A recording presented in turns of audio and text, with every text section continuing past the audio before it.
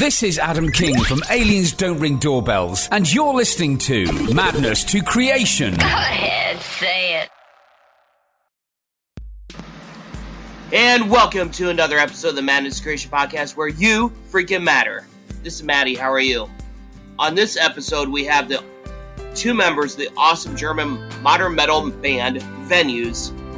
Robin and Lela of Venues is joining us to talk about their album entitled Solace and mental health, and at one time how Lela lived her life homeless and how she rose above that. And that's what the show is essentially all about, is not only talking about their music and diving into their art, but it's also talking about the breakthroughs in their life. And we really try to be a positive outlet for people and everything like that. And we will be reviewing Solace on madnesscreation.com along with featuring this podcast on madnesscreation.com. And you can find us on Facebook, TikTok, and Instagram at Madness Creation, and find us on Twitter at MTC Madness. And don't forget, at Madness Creation, you freaking matter, no matter who you are, where you came from, what your background is, and everything like that. I hope you enjoy listening. I love you for who you are, and all that good stuff. And find us on Spotify, SoundCloud, Spreaker, iHeartRadio, GeoSav, and YouTube, Google Podcasts, Podchaser, and Podcast Addict. Much love to you, and I'm going to let Robin and Lela of Venues take it away. Welcome to the Madness to Creation podcast, where self-care and music merge. At Madness to Creation, we are being well, being safe, being balanced, and also this is one of the most awkward podcasts you'll ever listen to. This is Maddie. How are you? And here I have with me is Lela and Robin of the band Venues. And how are you all doing today? Awesome. Thank you. Awesome. Yes, thanks for having us. We are fine. Awesome. Thank you so much. And when I said awkward, I tend to be a little awkward. I'm a part-time stand-up comedian, all that stuff. So we are going to start off the conversation that way. What are some things that you do that your fans might not know that you do? Like, for example, a lot of people don't know that I do a little bit of stand-up comedy on the side. What is something that you all do, like for hobby, spare time, that your fans might not be aware of? Well, I guess maybe some fans might not know that I actually live in a van. So, Wow. Yeah. Okay. Yeah, and I think what fans might not know is that I'm a big nerd, loving computer games and nerdy stuff like this. Awesome. And I think it's so important for all of us to embrace a little bit of that nerd culture, so to speak, especially my generation, embrace that culture. And Lela, I'm intrigued with you living in a van. How is that working out? Like, is it pretty spacious? Is it pretty comfortable? Or is it kind of life as a struggling artist, for lack of a better term? No, it's really comfortable. I used to work as a project manager for building stages at festivals and open air concerts. So Wow. I've been pretty much busy and on the road all summer. So for me, having a flat didn't make any sense because I wouldn't have been there at all. So that's why I moved into the van about 3 years ago. So this gives me a bit more freedom and costs less than living in a flat. It's so important for us, for our mental health as well, to manage our finances, everything like that. Because I've been doing a lot of reading lately that if we don't manage our finances, it impacts our mental health pretty much more than anything. Like, in fact, that's number one reason why people get divorced and everything like that. So was it a big transition in your life? Going from project managing to these open air festivals to what you're doing now? So now I'm doing nothing at all at the moment. Well, I'm okay. Let's say I am a full-time musician. So we say it like that. Yeah, I quit the job last year when the pandemic was going on, and well, it still is. So there was not much to do. So yeah, music or the band was that one thing I had left to do. So I was very grateful for having that band. And yeah, now that's all I do. I moved into my parents' cellar because I wasn't really able to drive around with my van. So yeah, last winter I moved into the cellar of my parents' house and just made music since then. Absolutely. So was that a big adjustment moving home? Yep, of course it was. At first I felt like I was a teenager again. I've been there. So I hit a little bit of financial difficulty like when I was 30, and it's kind of embarrassing moving home, like having your parents telling you how to manage a checkbook at 30 years old and stuff. But, when you hit a scam and stuff, it happens, Yes. Yeah, it's like that. But yeah, I love my family, so it's okay to be here. And yeah, I try to enjoy having time with them. Absolutely. That is awesome. And Robin, I want to get into, do you have a Twitch channel, or how much of an avid gamer are you? Yeah, actually, I don't. I mean, I have a Twitch account and everything, and I started streaming a little bit, like back in 5 years or something, but I quit it. I spent a lot of time losing my real life in World of Warcraft, actually. Oh. Yeah, but I played. I'm like a big Blizzard fanboy, so Hearthstone, Diablo 3, Heroes of the Storm, all that stuff. StarCraft 2, Warcraft 3. These were all like games that I spent like a lot of time into. Yeah, but luckily the band keeps me a little bit away from all of this. Absolutely. And now let's talk about the music. You guys are releasing Solace on August 27th, correct? Yeah, right. Absolutely. And I really enjoyed the single for Uncaged Birds. And what I like is just kind of like a little bit of symphonic elements. And one thing I'm always jealous that European bands can do that American bands can't do is that there's some of that classical element in your music. Would you guys say you're classically influenced, or how did you guys come together to write the music that you're writing for Solace? Oh, well, we all of us have very different influences in music, so we try to bring together all of them while writing songs. But I'm not sure if anybody of us really has a classical influence. Okay. Not really. I guess maybe Valentin kind of brings in these classical vibes, kind of like the orchestral stuff, but it's not really classical influenced. But yeah, it's pretty different because maybe Robin, you can tell what influences each of us has.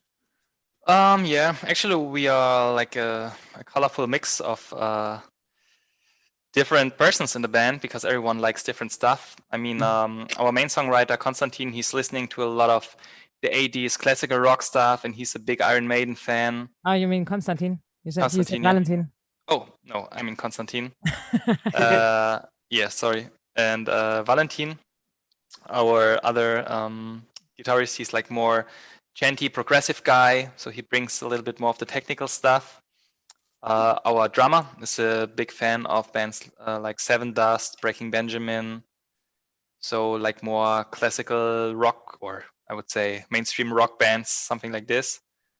And yeah, I'm coming more from the modern metalcore, post-hardcore area, trying to bring some heavy modern shout parts into the music. And Lela, you can speak for yourself.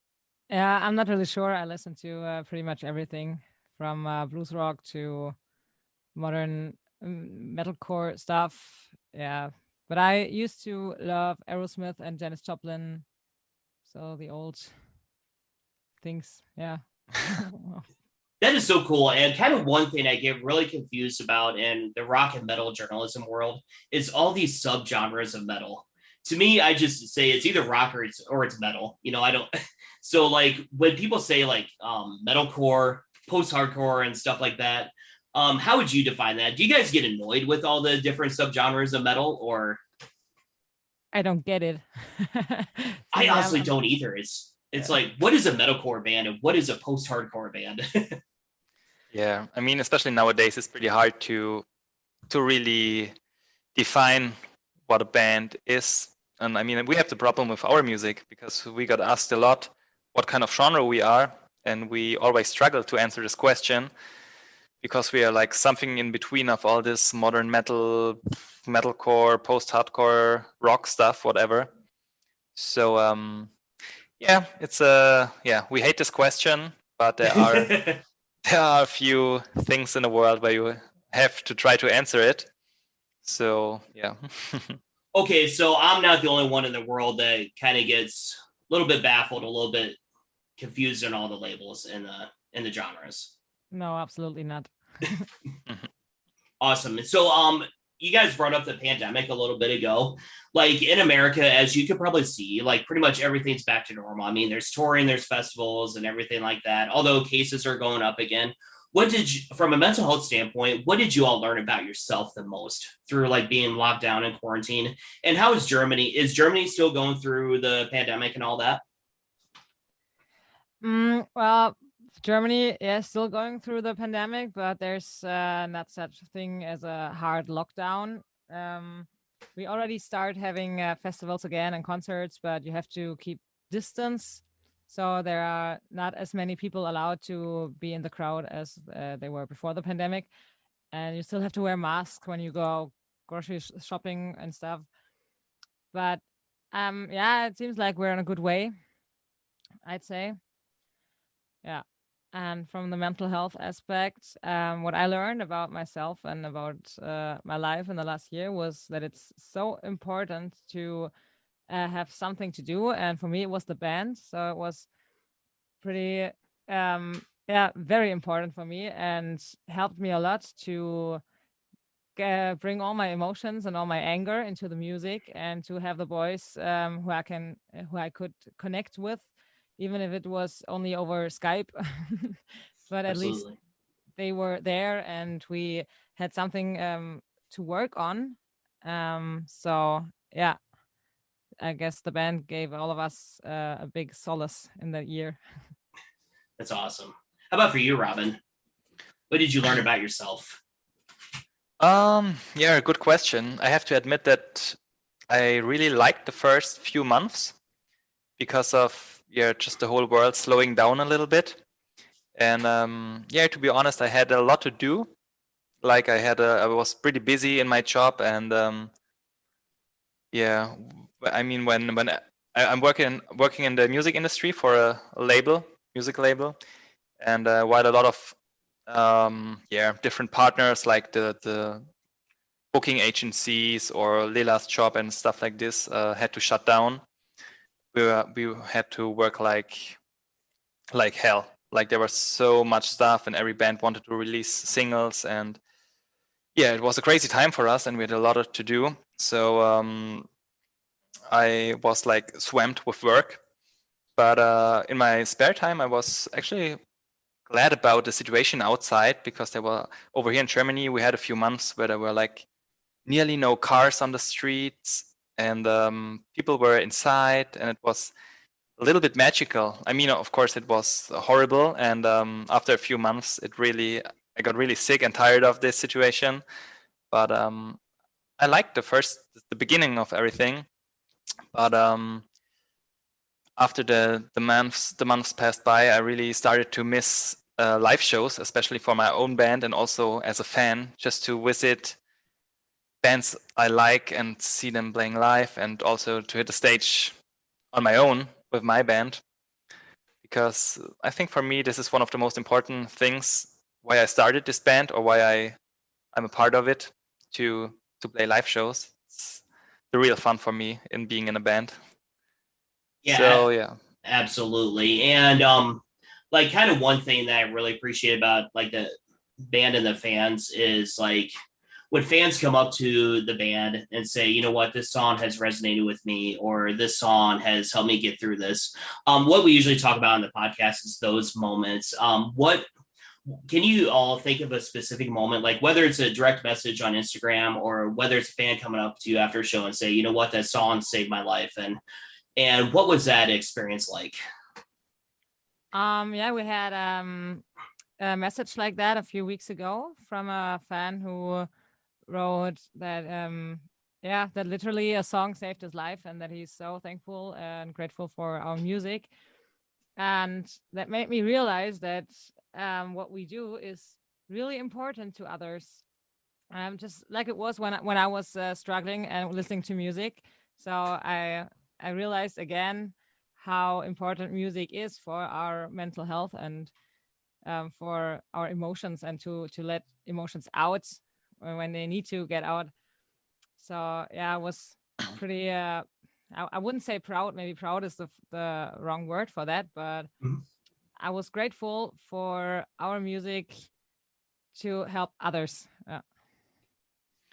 Yeah, and I think a few weeks ago when we played a show over here, like a streaming show, but there were also 20 people allowed to visit the concert and to be there in real life. Yeah, one young man came to us and showed us his new tattoo, and he got a big Venues tattoo on his arm. Wow, and we were like, that's "Wow, crazy. okay, that's crazy." And yeah, just felt like totally crazy. And he brought us donuts. yeah, and he Yeah. brought us some nice Dang. vegan donuts. That was awesome and Absolutely. felt like unreal. So I think sometimes the music that you're making as a musician is like more important to others than you can think of. And that's always a crazy experience if you get confronted with this. Yeah, and absolutely. And just kind of a couple questions leading off of that. Like when you are writing your music and all that, like, does that somehow, like, the role of the fans looking up to you kind of subconsciously play a role in your songwriting? Or is it like, do you ultimately make the music for yourselves, and whoever you get to listen to, that's who you get to listen to? I'd say both. So I when I write the lyrics, I mostly write about experiences I had, or stories that I want to tell, but I try to keep them pretty open, so that if a fan listens to it, or if anyone listens to it, they can build their own picture in their mind about that song. So I don't really exactly tell one story, but I write about that story and try to get the people to come into that feeling that I had maybe while writing it. And I guess it's almost the same with Robin. Yeah, I would say we try to tell personal stories that we experienced. And yeah, in general, I think we want to write songs that we like and that we love. And yeah, if we like them, hopefully our fans like them too. That's how it works, I'd say. Absolutely. And I think the fans are definitely going to enjoy the Solace album coming out August 27th, I mean. And let's get into the Rite of Passage single and the music video. What is the most grueling thing about making music videos in your world? Because when we see the music video, we just see, oh, it got done in 4 minutes, but I know that there's a lot more to that. Then what's the most challenging and rewarding aspect about making a music video and the song? I'd say for us, for Venues, the most challenging thing in shooting music videos is to organize and coordinate everything, because we suck at this. And that's why we work together pretty close with our good friend Marius, who shot all the music videos in the past already. And this time for this record, we told him that he should take care of like everything, and like, yeah, scouting the locations, getting together the crew, the camera guys and all that stuff, the lights. And we just had to, move there and do what he told us and get in our roles and get in the masks and stuff like this and just have a good time. So this time we really had an easy job here, and it was just fun for us. Yeah, we had some hard jobs here and there, like especially in Rite of Passage. It was pretty cold over here in Germany. We shot this in January, I think. Yeah. And I had to lie around on the floor for 4 hours or something, and it was so cold. And I had this, with this wet blood stuff on me. That was hard, but I even took a hair dryer to to warm him up. So I kind of blow Yeah. dried him. During the breaks. That was hard, yeah. But in general, I'd say we had a pretty easy job doing this because our good friend Marius took care of everything. But yeah, I think the most challenging stuff here is to like organize and coordinate like the big package of making a music video, like getting all the people together, get all the equipment, getting cool locations, stuff like this. Awesome. And what would you say in the band? What would you say? I know Lela just joined the band for this new album, correct? Yeah. What would you say is? I want you to brag about yourself. What is one thing you just say that I'm really freaking good at this, and one thing you feel you want to work on as a musician? I have to think about that. Okay, so what I'm really good at, I think it is in general singing, maybe. There you go. You brag about yourself. Don't be so modest. You're like, I'm really freaking good. Yeah, I'm really freaking good at singing. There you go. Even though I sometimes struggle with the high notes, the high pitches, but this is something I already work on, and it just I'm just growing into that new musical role. But something I really have to work on, I guess, is what is the word in English? Robin, Unsicherheit. Insecurities? Insecurities, yeah, thank you. Okay. Yeah, especially before shows or on stage, sometimes I am pretty insecure about those high pitches, and that makes me pretty nervous. But even though I know I can hit them and I will hit them, the insecurities just get in my way sometimes. Yeah. So before I get in the next question, what's the word insecurities in German again? Unsicherheit. Unsicherheit? I probably am way off. Did I say it right? No, not really. It's Unsicherheit. Yeah, but that's fine. Okay. But it was good for a first try. Okay. Yeah. Okay, I did my best. I'm sorry. So how about for you, Robin? What is your one thing you're really freaky good at, and one thing you want to improve on in your music? Yeah, good question. I think what I'm good at is maybe looking good at pictures, at live pictures. Nice. Absolutely. Yeah, but I'd also say my vocals. But this is at the same time, this is also the thing that I want to work on pretty hard, because a few months before we recorded the new record Solace, I changed my whole technique to shout. I did the last 10 years with a different technique, and I really wanted to switch it finally because of a lot of cool points that you have with this other technique of doing shouts, and I really wanted to have all of this, so I worked on it pretty hard.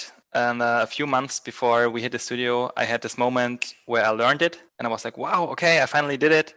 And then I was doing it like 2 hours practicing every evening, which was pretty cool, and gave me an awesome feeling.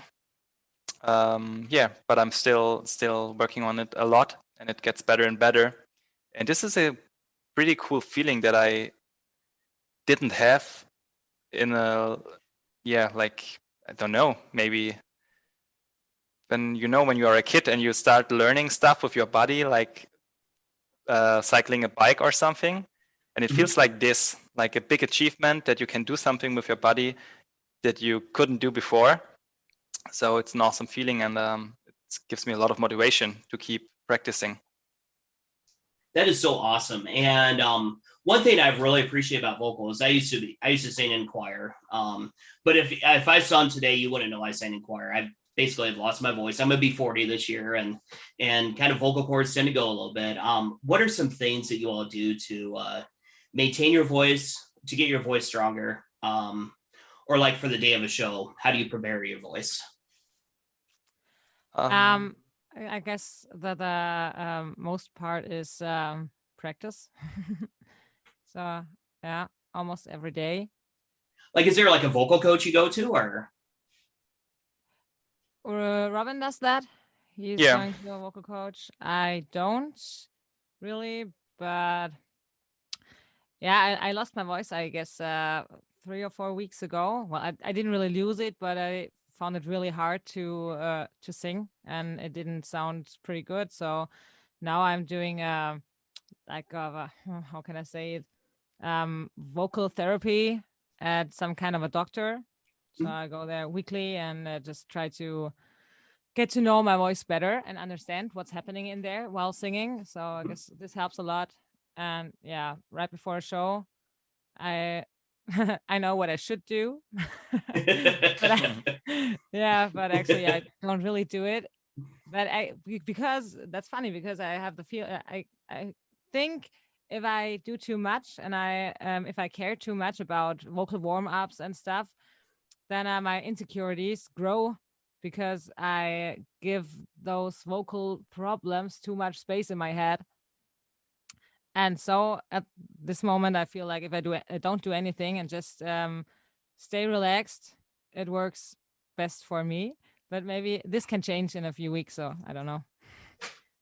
Absolutely. How about for you, Robin?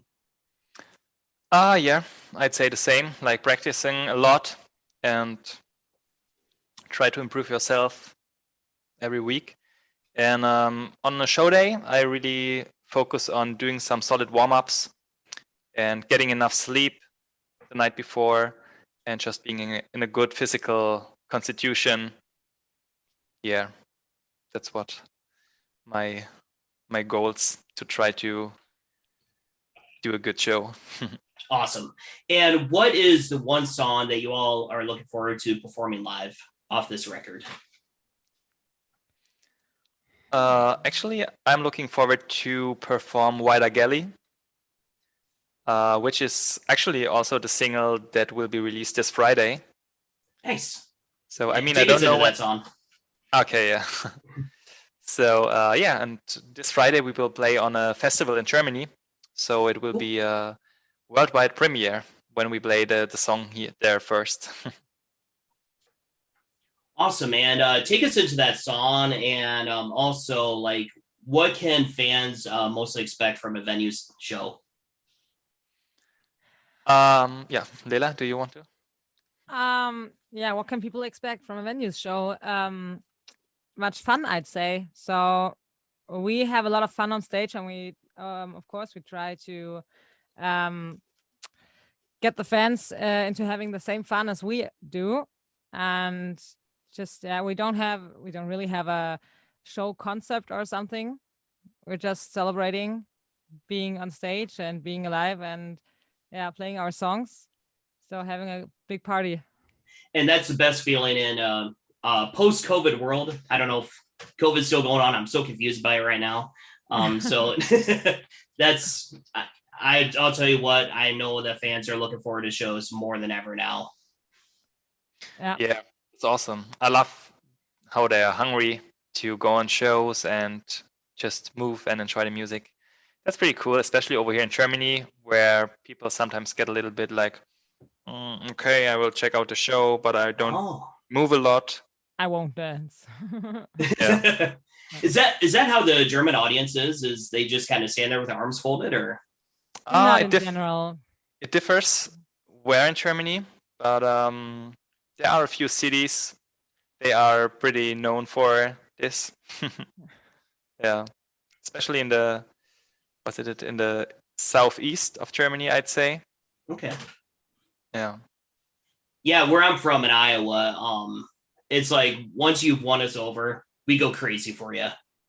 But you have to earn that a little bit. That's just kind of how Iowa is. But if it's a song that we know, we go all out. We're intense. You know, I've been to some pretty intense shows. So absolutely. Have you guys played in America before, or just have you just played in Europe? No, we only played in Europe, and let me check. I think no, it was only Europe so far. Yeah. Unfortunately. Yeah, hopefully we can come to the US soon. Yeah, if you ever come to Iowa or Minnesota, I'd love to buy a ticket to come see a show. So Awesome. yeah, it would be absolutely fantastic. And just kind of a couple more questions. Kind of relating back to a question earlier. What is the soundtrack to your life? Like, what is a song, band, or an album that you go to when times get a little bit difficult in your life? Or it could be a genre too. Oh, it's very hard to say because for me, it changes maybe every year, I guess. So there's not really music that I come back to when I'm feeling a special kind of way. Yeah, I'd say for me too. But I have a band, the Gaslight Anthem. It's like something totally different. They're pretty popular over here. Okay, cool. Yeah, I absolutely love their sound. It always gives me like a feeling of home and a very nostalgic feeling. So sometimes I just need to listen to this band. Definitely. And kind of the last question is, are you guys planning any live streams, or what are you planning for release day? Or if you can't talk about it, I get it. No, it's not that we can't talk about it, but there's nothing really planned yet. So we would love to play a release show and have a release party, but due to the pandemic still, we're not sure if there's anything possible. So yeah, but if there's anything planned, people will know about that and get the infos over our social media channels. Awesome. Yeah, thing is that we actually tried to build up a hometown show with our booking agency, but we are from Stuttgart in Germany, and actually it looks like pretty difficult over here. So not really sure if it works out in time, but we're on it, and we hope that everything works out in time. So fingers crossed. Yeah, that'd be awesome. And last question, what are some of your personal and professional goals for this week, next week or two? What do you want to accomplish in your life? Playing 2 cool shows. We'll have one this Friday and one the Friday after. And yeah, for me, this is all I can think about. So for the next 2 weeks, these 2 shows are definitely the main goal to play them in the best kind of way, in the best possible way. That sounds awesome. How about for you, Robin? Yeah, I totally would say the same. They are like the big highlights this month, and I just want to rock this. And you guys certainly will. And venues, it was so much fun having you guys on the Madness Creation podcast. So thank you so much for rescheduling and everything like that. So it's so appreciated. You're welcome. You're welcome. Thank you for having us. Yeah, absolutely. And you all be well and be safe. Same to you. You too, mate. Take care. All right. Take care and cheers. Cheers. Cheers. Cheers.